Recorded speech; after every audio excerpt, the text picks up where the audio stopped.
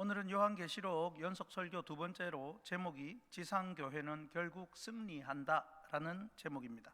오늘 말씀은 하나님이 세우신 지상에 있는 하나인 온 우주적 교회는 결코 마귀 사탄에게 패하지 않고 결국은 승리한다는 것을 말씀합니다. 그렇다면 오늘 말씀으로 무엇을 통해 지상교회가 결국 승리하는지 그 과정을 보고 우리도 지상교회의 그 승리의 과정에 있음을 알고 그 승리의 과정에 동참하도록 쓰임받기를 바랍니다. 첫째로 지상교회는 구원을 통해 결국 승리합니다. 5절 하반절에 보면 우리를 사랑하사 그의 피로 우리 죄에서 우리를 해방하시고, 하나님은 우리를 교회로 부르셔서 죄와 사망에서 해방시킴으로 지상교회는 여전히 승리한다라는 것을 보여주십니다.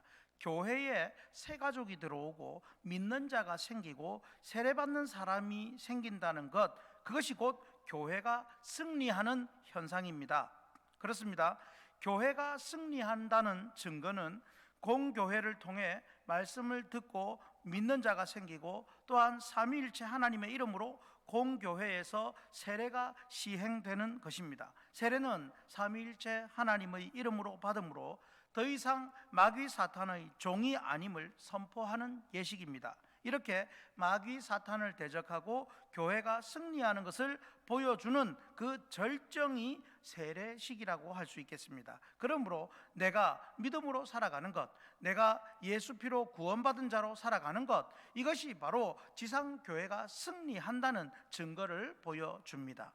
두 번째로 지상교회는 선교를 통해 결국 승리합니다. 여기서 선교는 전도라고도 할 수 있습니다. 6절에 그의 아버지 하나님을 위하여 우리를 나라와 제사장으로 삼으신 그에게 영광과 능력이 세세토록 있기를 원하노라. 아멘. 교회가 행하는 전도와 선교는 악하고 어두운 마귀 사탄의 세력을 물리치는 가장 강력한 힘이 됩니다. 로마의 박해를 받는 소아시아의 7교회는 사실은 전도할 수 없는 상황이었습니다. 그렇지만 믿음을 지키고 전도하고 선교하는 그 교회는 생명이 끊어지지 않고 결국 승리함을 소아시아 교회를 통해 가르쳐 주고자 합니다. 우리는 전도, 선교를 통해 교회가 승리한다는 것을 이제 보여주어야 합니다. 오늘날 코로나 여파로 사회적 반감 때문으로 전도하기를 멈춘 교회들이 많습니다. 이것은 교회가 승리하기를 포기하는 것과 같습니다. 우리는 전도와 선교를 통해서 하나님이 살아계시고 교회가 이기고 있고 결국 우리는 승리한다는 것을 보여주어야 합니다. 전도와 선교하는 교회는 승리한 교회입니다. 그러므로 전도와 선교로 지상교회가 승리한다는 것을 보여주는 확신교회 되기 바랍니다. 세 번째로 지상교회는 심판을 통해 결국 승리합니다. 7절에 볼지어다 그가 구름을 타고 오시리라. 각 사람의 눈이 그를 보겠고 그를 찌른 자들도 볼 것이요 땅에 있는 모든 족속이 그로 말미암아 애곡하리니 그러하리라. 아멘.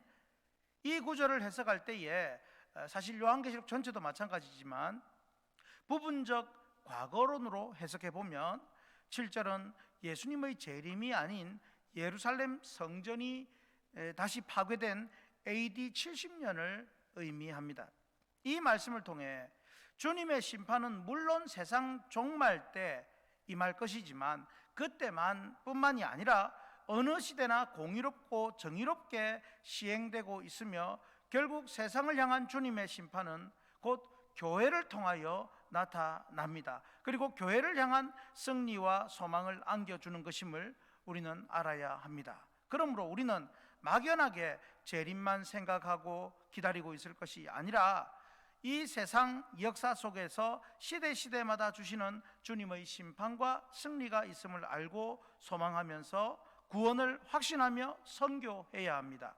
우리의 전도와 선교를 통해 믿어 구원받는 것이 교회의 승리를 보여주는 것이요 교회가 전한 복음을 거부하는 것이 주님의 심판이라는 것을 알아야 합니다. 그러니 우리는 전도와 선교가 주님의 선악간 심판 역할을 한다는 사실을 명심하고 전도와 선교로 주님의 심판하시는 손과 발이 되어야 합니다.